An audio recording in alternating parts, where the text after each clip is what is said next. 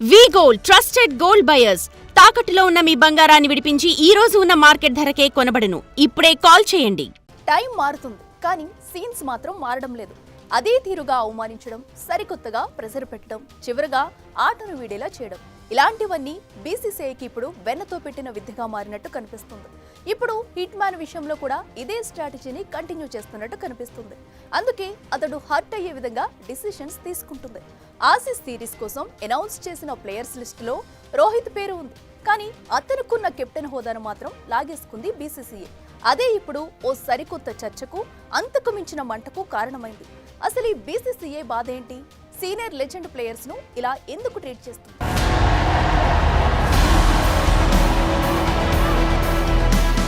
Hit man ను మళ్లీ hot చేసిన బీసీసీఐ.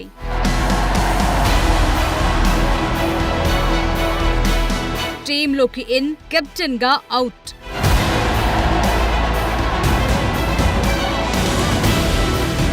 సీనియర్ కెప్టెన్ కు ఇచ్చే గౌరవం ఇదేనా?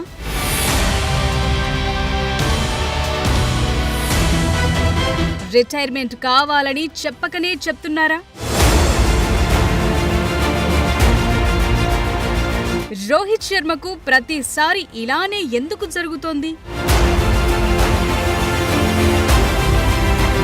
హిట్ మ్యాన్ అతను క్రేజ్ లో ఉంటే అది కేవలం ఆట కాదు, ఓ కన్నుల పండుగ. బాల్ ను బౌండరీ దాటించడంలో అతనిదో స్పెషల్ స్టైల్. ఒక్కసారి క్రేజ్ లో పాతుకుపోతే ఇక అపోనెంట్స్ కు చుక్కలే. బాల్ ఎలాంటిదైనా దాన్ని సిక్స్లుగా మలచడంలో ఎక్స్పర్ట్. అందుకే చాలా రికార్డులు అతడికి దాసోహమన్నాయి. మ్యాచ్ చూసేవారికి ఎంత ప్రెషర్ ఉన్నా అతనిలో మాత్రం ఆ టెన్షన్ కాస్తైనా కనిపించదు. అందుకే బీసీసీఐ అతడికి కెప్టెన్ గా బాధ్యతలు అప్పగించింది. దాన్ని కూడా సమర్థంగా నిర్వర్తించాడు హిట్ మ్యాన్. అందులో మరీ ముఖ్యంగా వన్డేల్లో. అందుకే హిట్ మ్యాన్ నుంచి కెప్టెన్ రోహిత్ గానే ఎక్కువ పేరు తెచ్చుకున్నాడు. కెప్టెన్ గా ఆడింది 56 మ్యాచ్లు. అందులో గెలిచింది 49, ఓడింది 12, టై అయింది 1. ఇక కప్పుల విషయానికొస్తే రోహిత్ కెప్టెన్ గా ఉన్నప్పుడే ఛాంపియన్స్ ట్రోఫీ వచ్చింది. T20 వరల్డ్ కప్ గెలుచుకుంది. వన్డే వరల్డ్ కప్ లో రన్నర్ అప్ గా నిలిచింది. కానీ ఇవేవీ కూడా బీసీసీఐకి కనిపించడం లేదా? లేక కళ్ళకేవైనా గంతలు కట్టుకుని కూర్చుందా? ఎందుకు ఈ ప్రశ్నలు అంటే, ఆస్ట్రేలియా సిరీస్ కు టీమ్ ను అనౌన్స్ చేసింది బీసీసీఐ. ఇందులో లెజెండరీ ప్లేయర్ అయిన హిట్ మ్యాన్ రోహిత్ శర్మను సెలెక్ట్ చేశారు. కానీ అతని చేతి నుంచి కెప్టెన్సీని మాత్రం లాగేసుకున్నారు. శుభ్మన్ గిల్ ను కెప్టెన్ గా ఎంపిక చేశారు. ఇక్కడ గిల్ ను కెప్టెన్ చేయటంలో ఎలాంటి అభ్యంతరం లేదు. కానీ రోహిత్ ఉండగా అతడికి పగ్గాలు అప్పగించటంపైనే ఇప్పుడు ఫ్యాన్స్ మండిపడిపోతున్నారు. భారత క్రికెట్ లో one of the main player Rohit Sharma. ఇది ఎవరూ కాదనలేని, ఖండించలేని విషయం. కానీ అలాంటి రోహిత్ శర్మ ఇప్పుడు ఒక్కో ఫార్మాట్ కు గుడ్ బై చెప్తూ వస్తున్నాడు. T20 వరల్డ్ కప్ గెలిచిన తరువాత ఆ ఫార్మాట్ కు రిటైర్మెంట్ ప్రకటించగా, ఆ తరువాత టెస్ట్ క్రికెట్ కు కూడా గుడ్ బై చెప్పేశాడు. ప్రస్తుతం ఆడుతోన్న ఏకైక ఫార్మాట్ వన్డేలు మాత్రమే.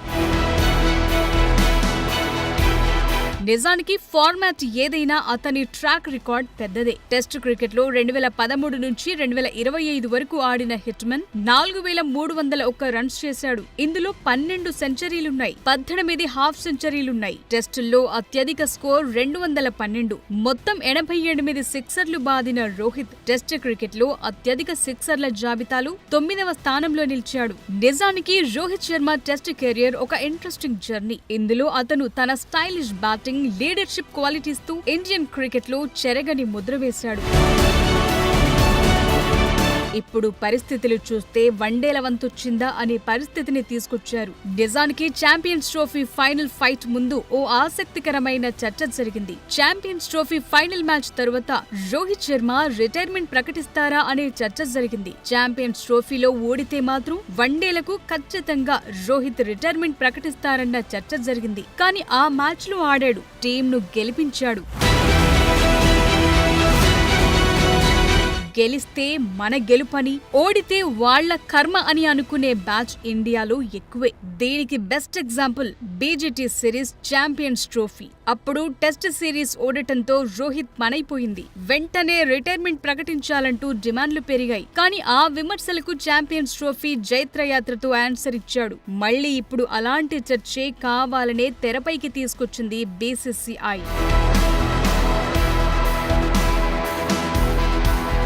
వన్డేల్లో నెక్స్ట్ ఉన్న major one day event world cup మాత్రమే. అది కూడా 2027లో జరగనుంది. అంటే అటు ఇటుగా 2 ఏళ్ల సమయం ఉంది. అయితే ఈ సమయంలోనే టీంలో భారీ మార్పులు చేసి ఓ మంచి టీంను సిద్ధం చేసుకోవాలన్నది బీసీసీఐ ఆలోచన. అలా జరగాలంటే సీనియర్లను పక్కన పెట్టాల్సి ఉంటుంది. దీంతో కొన్ని కఠిన నిర్ణయాలు తీసుకోక తప్పదు. కానీ దీనికోసం బీసీసీఐ అనుసరించే పద్ధతి ఇప్పుడు అస్సలు బాగోలేదని విమర్శ. టీం సెక్షన్ కంటే ముందే రోహిత్ తో మాట్లాడితే బాగుంటుందనేది గట్టిగా వినిపిస్తోన్న మాట. బీసీసీఐ నిజంగా రోహిత్ తో చర్చించి ఉంటుందా లేదా అనేది మనకు తెలియదు. కానీ రోహిత్ వైపు నుంచి లేదా బోర్డు తరపు నుంచి ఓ స్టేట్మెంట్ ఇస్తే ఇంత చర్చ ఉండదు కదా. కానీ బీసీసీఐ అలాంటి పని చచ్చినా చేయదు.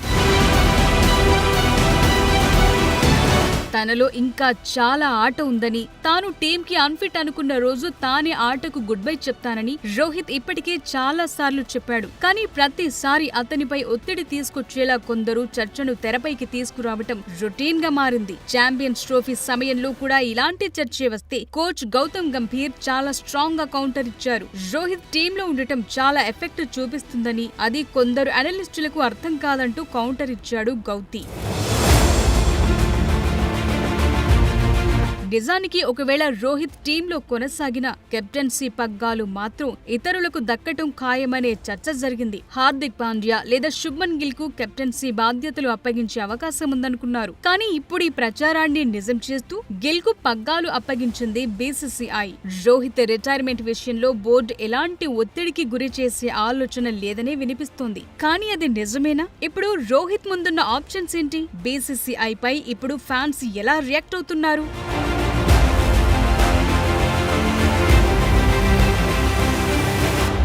చేయాలనుకున్నది చేసేసారు. కెప్టెన్సీని లాగేసుకున్నారు. మరి హిట్ మ్యాన్ నెక్స్ట్ ఏం చేయబోతున్నాడు? తాను ఎదుర్కొన్న సిచ్యువేషన్స్ కి ఇప్పుడు బ్యాట్ తోనే సమాధానం చెబుతాడా? తన కసిని కంగారు పైనే చూపిస్తాడా? ఇంతకీ 2027 వరల్డ్ కప్ ఆడాలన్న రోకో జోడే ఆశ నెరవేరుతుందా? అసలు బీసీసీఐ డిసిషన్ పై క్రికెట్ ఫ్యాన్స్ ఏమనుకుంటున్నారు? సీనియర్స్ విషయంలో బీసీసీఐ చేయాల్సిందేంటి, కానీ చేస్తున్నదేంటి?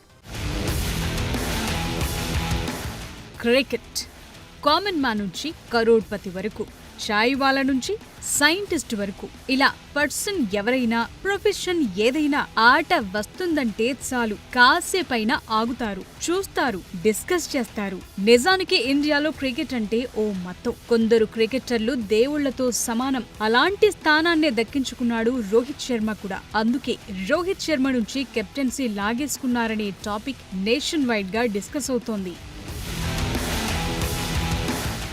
ఇప్పుడే కాదు, ఐపీఎల్లోనూ అదే సీన్. ముంబై ఇండియన్స్ కు 5 ట్రోఫీలు అందించిన రోహిత్ ను నిర్దాక్షిణ్యంగా కెప్టెన్సీ నుంచి తొలగించి హార్దిక్ పాండ్యాకు అప్పగించారు. ఈ ఎఫెక్ట్ ఆ టీం పై భారీగా పడింది. అయినా హిట్ మ్యాన్ ఎలాంటి ఈగోలకు వెళ్లకుండా హార్దిక్ సారథ్యంలో ఆడాడు. మ్యాచ్ల్లో తన సత్తా చాటాడు. ఇప్పుడు అదే సీన్ టీమిండియాలో కనిపించబోతోంది. ఇప్పుడు కూడా రోహిత్ గిల్ కు తన ఫుల్ సపోర్ట్ ఇస్తాడు అనటంలో ఎలాంటి డౌట్ లేదు. తన ఎక్స్పీరియన్స్ తో సలహాలు కూడా ఇస్తాడు. కానీ చిక్కంతా వచ్చింది బోర్డు తీరుతోనే.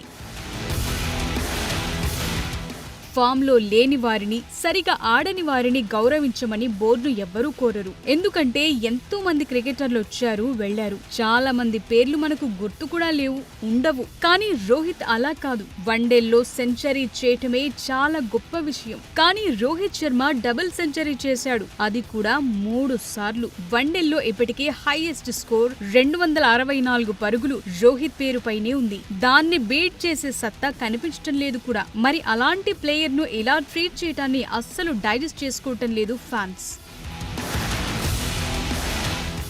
ఇప్పటికే సోషల్ మీడియాలో బీసీసీఐ తీరుపై ఫైర్ అవుతున్నారు. ఛాంపియన్స్ ట్రోఫీలో అతని బ్యాటింగ్ మర్చిపోయారా అని గుర్తు చేస్తున్నారు. వన్డే ఫార్మాట్ లో అతని ట్రాక్ రికార్డ్ మర్చిపోయారా అంటూ ప్రశ్నిస్తున్నారు.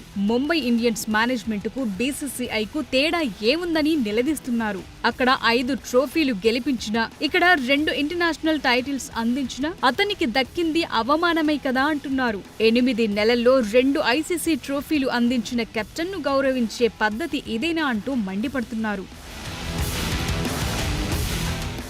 రోహిత్ శర్మ ఆస్ట్రేలియా సిరీస్ ఆడతాడు, ఇది కన్ఫర్మ్. మరి ఆ తర్వాత ఏంటి? ఇలానే ప్లేయర్ గా కొనసాగుతాడా, లేక ఇదే అతని ఆఖరి సిరీసా? Series ముగియగానే retirement ప్రకటిస్తాడా?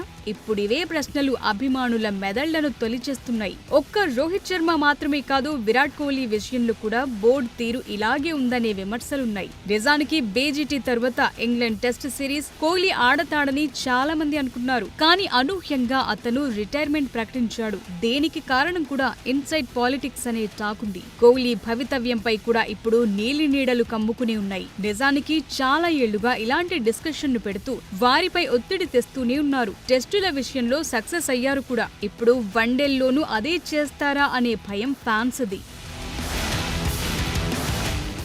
రోకో జోడీ అంటే ఇప్పటికీ పడిచచ్చేవారి సంఖ్య అనేకం. కానీ వారిని పక్కన పెట్టి కొత్త రక్తాన్ని ఎక్కించాలన్న తాపత్రయం బీసీసీఐది. నిజానికి ఇది తప్పేం కాదు కూడా, కానీ దానికి అనుసరించే పద్ధతే తప్పు. వారితో చర్చించి పద్ధతిగా సగౌరవంగా వారిని పంపితే బావుంటుంది. కానీ ఇలా ఒక్కో రెక్కను కత్తిరిస్తూ వారిని ఎగరకుండా చేసి అచేతనంగా చేయటంపైనే ఇప్పుడు విమర్శలు.